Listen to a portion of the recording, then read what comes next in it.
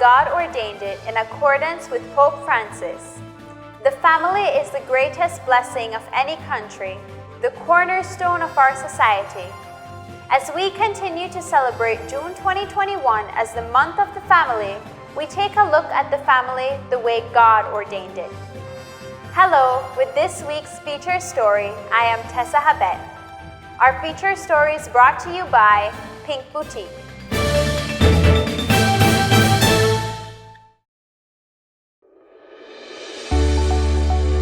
Get ready for summer 2021 with Pink Boutique, where you can get a variety of items from toys and children's clothes to graduation dresses, shoes, blouses, handbags, swimsuits, and jewelry for the grown and sophisticated.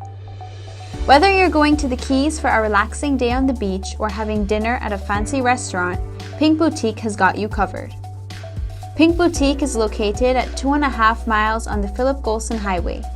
You can keep up with promotions and sales on their Facebook or Instagram pages at Pink Boutique Belize or call at 223-1552. Pink Boutique is a proud sponsor of Beyond Basic and Guadalupe Media.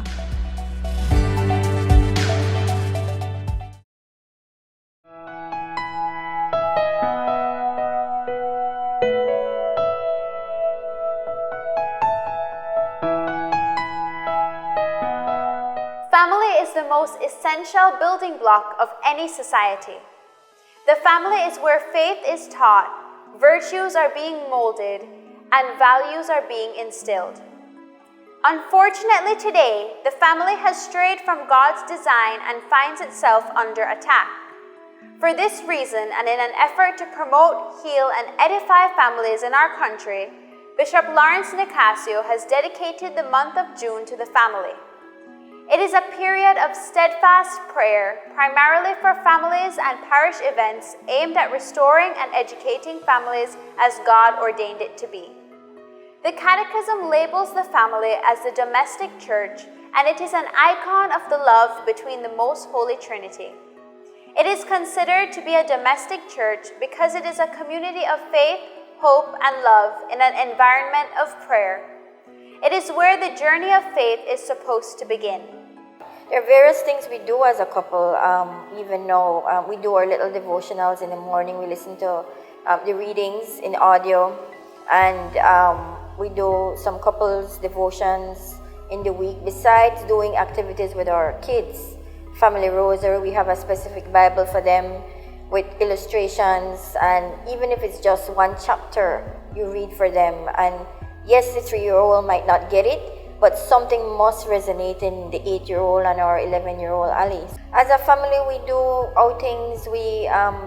Alda loves to travel, and we might not have a plan for the day, but by the end of the evening, he loves to take us places. So even if it's just a trip down the road or go out district for a while, I think the kids would love that memory of us traveling together, packing a little lunch, packing a little overnight bag to take them somewhere, and that is the joy of being a family, of this togetherness, this harmony, and the memories that we would create also. And even before journeying, we often pray. We pray every time, and we also have to remember when we return to give thanks to God for safety.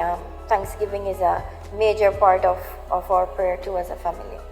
The father's role in a family is of paramount importance because it is the father of the family who represents and reflects the image of God the Father. If the father has an identity crisis in the spiritual realm, meaning if he does not have an intimate relationship with God, then he will not be able to transmit to his family and children an authentic vision of God the Father. I grew up without a dad.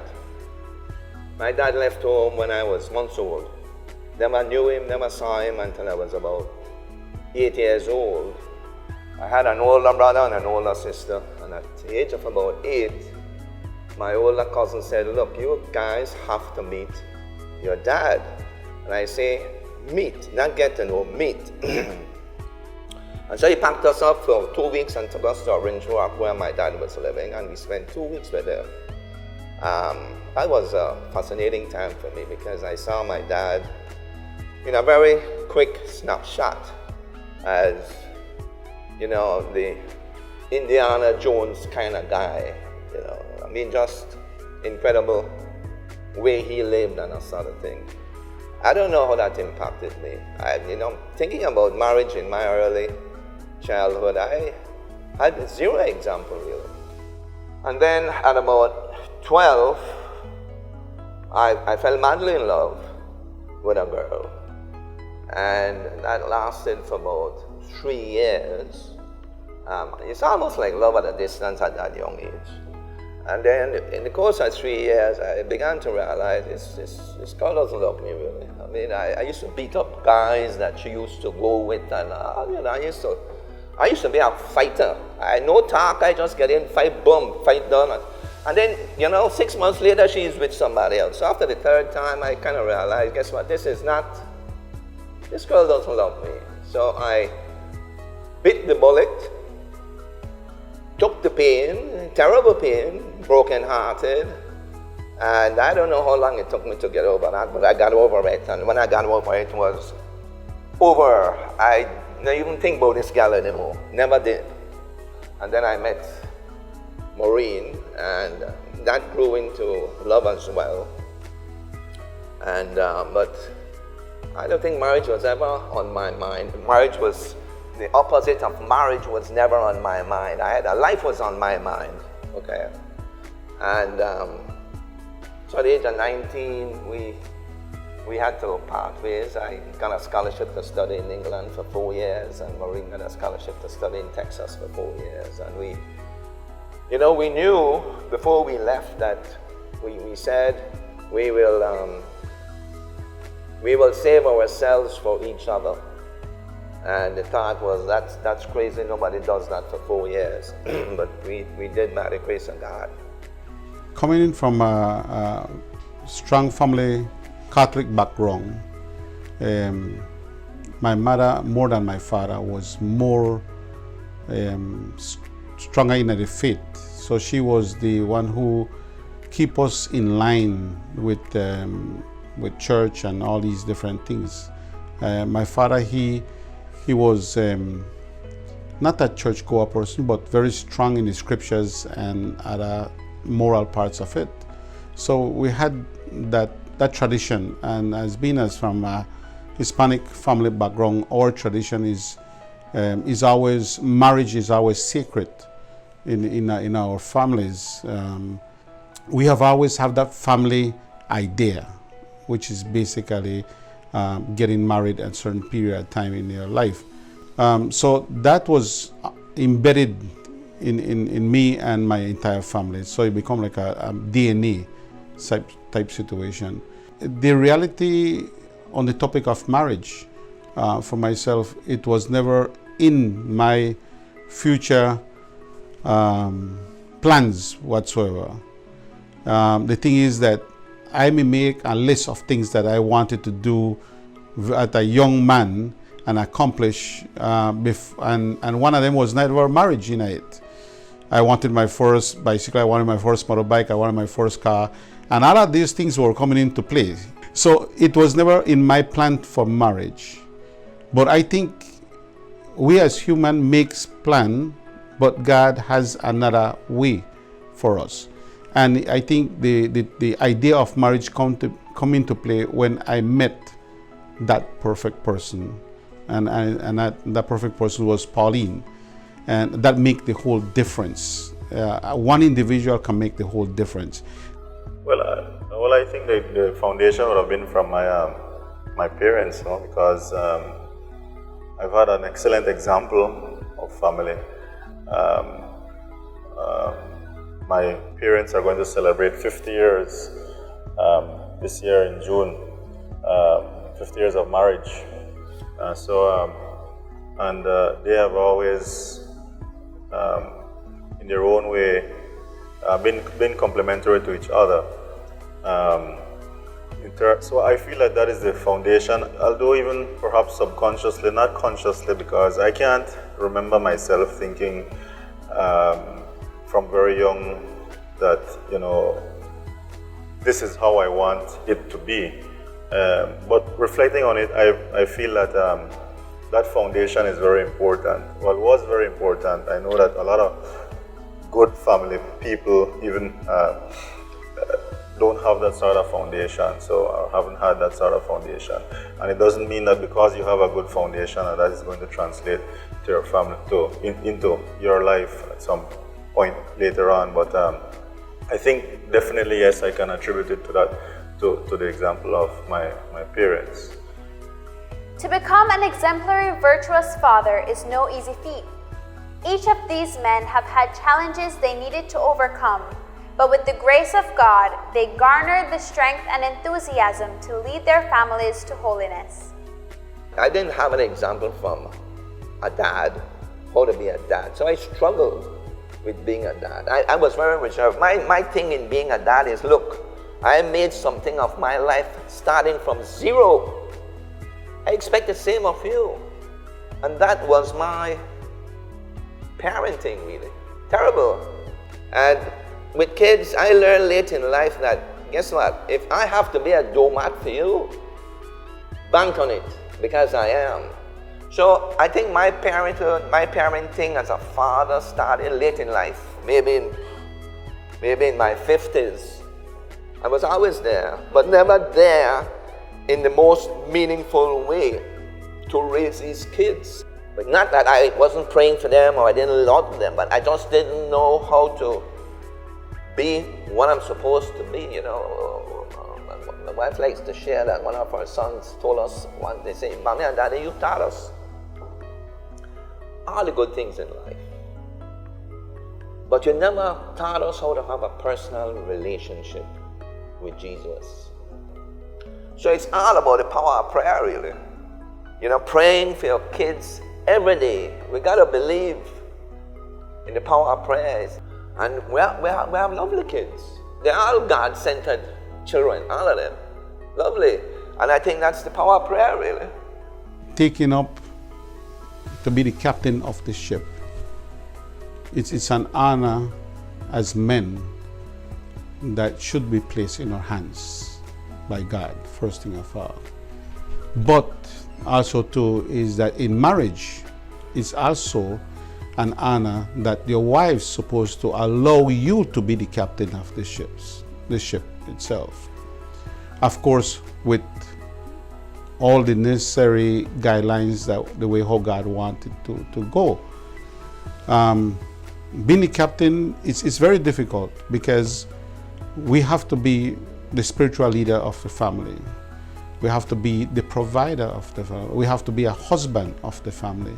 So our capacity fills a lot of different pockets. And I think what happened is that a lot of men in this world don't realize the importance and the responsibility that we should have. And because of many of our wives are highly educated, some of our wives actually makes bigger salary than the husband, we get intimidated. And some of our wives become the type of wives where kind of controlling in our marriage. But then men have to question ourselves. If we have a very smart, intelligent wife, and we choose them to be your wives, I said this always to myself, I have to be a genius to pick a woman like that. Because I figure the relationship and to be the captain of a boat, comes easy. But success comes with a challenge. If we go pick only a wife or make it be smooth and easy, it no one work out. Men always need a challenge. Men need an obstacle to overcome. And then the thing is that with the kids now, we have to ask ourselves the question, what legacy do we want to leave for our kids? That's what, because money, you could left money, but you could left all kind of material things, but they could spend that and they are now remember how it was made. But we want to talk about the moral, the spiritual legacy, and that family structure legacy, which is very hard. We could teach them all these things here. If they want to carry it out, that's another question. But at least in my heart, I say, you know what? I never left my kids with an ignorant or not knowing the difference. They know the difference. If they want to execute it, I just pray that they execute everything that we have taught them. And that legacy is what I need to left for them. That it's not about money, it's not about material things, but it's a family structure, the spiritual structure, the moral structure. And I think that's the biggest treasure. And we only have to pray that all these things that we have taught them, they will follow and practice and do the same thing whenever the time comes for them get married and treat their wife the way it's supposed to be. I don't think that many men know that they are the leaders, the spiritual leaders of their homes, especially in Belize. And I'm telling you this because I'm not ashamed to say that I didn't know that. I found that out relatively recently, since starting to get involved with marriage ministry. I didn't know that the man was a spiritual leader. And why is it that I didn't know? Because when I was a boy, my grandmother is the one who used to go to church. I used to hold her hand and take her down the hill and take her to church early morning. I never held my granddad's hand and go to church with him. I never saw him go to church. And so that's not necessarily on him, but it is a representation of our entire society. So the point is that I didn't see that from my grandmother. She was the one in San Ignacio in those times. In the mornings, only little old ladies go to church. No old man they go to church. So and even today, that's the truth. So that is key. I think that men don't know that. Men don't know that we are in common parlance, that we run things in terms of spirituality in the home, and we are the spiritual leaders. And so it's not the women, and that's not anything to do. That's not sexist or anything like that. But that's just the way that I feel that, based on what I've read, that it's ordained. That's the way it's supposed to be. And we need to start from a basic level, like I'm saying, because men don't understand that. Men don't know that. I didn't know it. I don't know that many of my contemporaries know that they're supposed to take the lead with spirituality, so that we're supposed to be the ones who are trying to get the children to watch Mass, to go to Mass. We're the ones who are supposed to try to get them up in the morning. We're supposed to lead in prayer.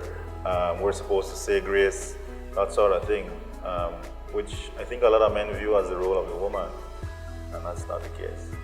Most of the world's problems are rooted in the degradation of the family unit. However, there is always hope in the restoration of families, especially in the restoration of the essential role of mothers and fathers. Definitely, I think faith is extremely important, because without faith, then you will be left to the ways of this world, which are constantly in our face, which try to pull us in the opposite direction. In terms of your family, in terms of the value that men bring to their family, and in terms of the stability of your family, one of the things that I learned was that, one of the very important things that I learned was that, if you could take a pill which would lessen the possibilities of having a broken home or having your family separated, if you could take a pill which would reduce that by more than half, who wouldn't take it? And the studies have shown that, just by going to church together, these are studies in the United States, of course, just by going to church together, that risk is diminished by more than 50%. I mean, something as simple as that. And we all know the effects of having families which are separated, what it can do to children and so on. So I think that speaks volumes for little things that we can do together as a family. And you could also pray over your husband and allow God to work in him, allow God to reveal to him his plans for him, and allow him to steer the way and steady his steps. So my encouragement to women is to not give up and to always remember that God is the leader, your husband is the second, and you're his helper. And by doing that, everything will fall into place and by God's design. When difficult time comes, we got only the way we think, we men always think, is that we only think about the things that affect us. We don't think about, okay, if we say we make a conscious study of our mind, we look at our wives, but sometimes we get hurt so much that we only look on all the negative things, but we don't see all the good things about that person. And sometimes because we don't want to look at the good things, we make the negative things control our lives. We have to look at all the good benefits that a wife brings to a relationship versus the negative things. And so we could love that individual for all the good things, and we could still love the individual for all the little negative things also too, because we ourselves are not perfect. We come with negative and positive things. If you are in a union, you're married to a woman, find a solution for it. You will enjoy it down the road more, because the joy of life in a marriage is when you solve the problems, when you try to make it better. Then you could actually look back, maybe if God bless the couple and reach old that they drink and eat coffee per veranda, and you say, you know what, wife, or you know what, husband, we come a long way, but we did it together. And so my advice to men, let's be strong, let's be dedicated. When problems come, don't just run away and figure that life is much better somewhere else. Solve the problem, stick to your family, stick to your wife. And that's all about love. First of all, if you're not married, get married. Get married so that you become disposed to all the graces God has in store for you to live a life of intimacy with Him, with your spouse, and with your children. A lot of times we do this in faith. You know, it's not like you make the investment now, tomorrow you'll see the benefits. No, sometimes it takes a while, but we have to have that relationship with God that enables us to remain in trust, in obedience to Him, in the belief that He will bless. And I'm telling you, I've been reflecting on my life. I feel I'm not born without I live without a father. I've never felt blessed more in my life from the moment I became aware that I'm alive. Now that sounds absolutely crazy and countercultural, but it's the reality. God loves us beyond our wildest imagination. Stay in there, love your wife. You know, married yet?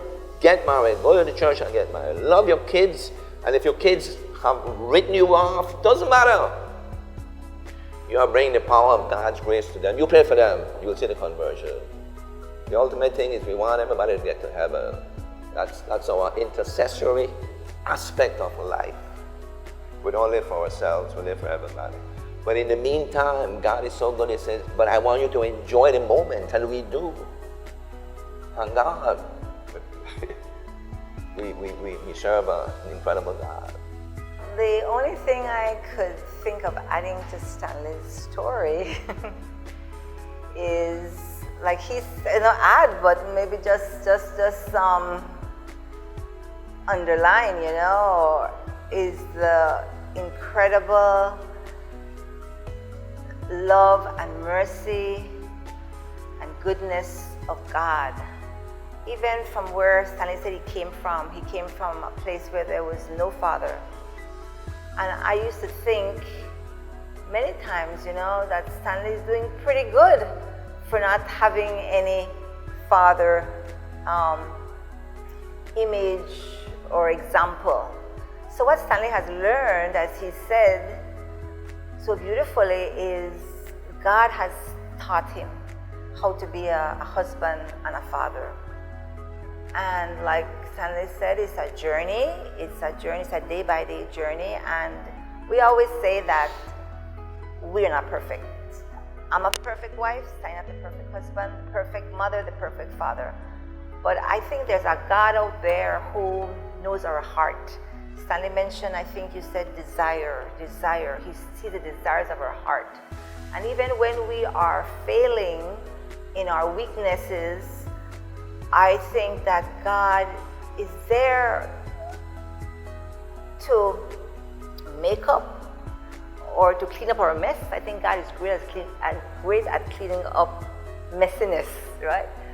So I think that's his biggest thing, really, to bring the sinner up to a place of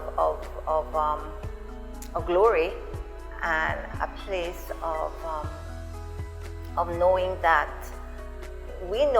it is through God. It's only through God that we are where we are today. I love to see my husband go into his prayer room and he prays every single morning. He spends like maybe an hour, and that gives me a lot of confidence that Stanley is in tune to God. You know, he's not on his own, he's not doing his own thing, he's in tune to God. And I think we all benefit. I benefit, our children benefit from it, his work benefits from it, everybody benefits from the prayers of a praying husband and father. So I thank you for that, Stan. I really thank you for being the praying man that you are. Good. Thank you. As we continue to celebrate June, the month of the family, it is an opportunity to join together in prayer and renewed hope, asking God to heal and strengthen all our families. As we close today's feature story, we thank God for our fathers and pray for their perseverance. I know the Lord is always with me.